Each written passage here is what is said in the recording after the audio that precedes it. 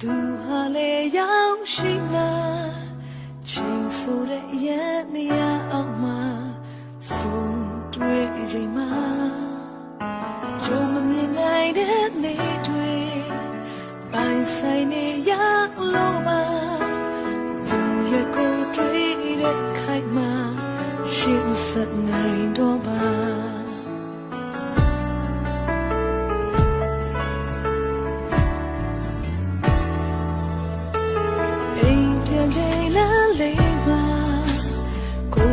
စိတ်တော့ခဲ့ပြီ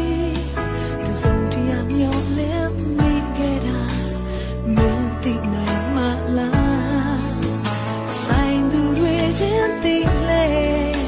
မပိုင်ဆိုင်နိုင်တဲ့ဘဝမှာမင်းနေရုံလေးဖြစ်နေတာတို့တွေ့ထောင်ရလားမလို့ဘူးနော်တို့သူ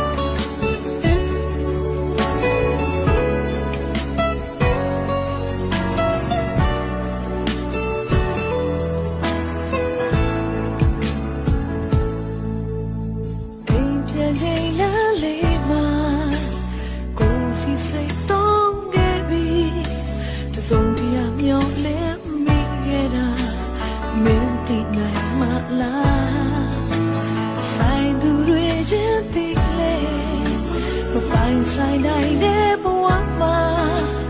မြင်နေုံလေးဖြစ်နေတာတို့တွေ့ထောင်ရ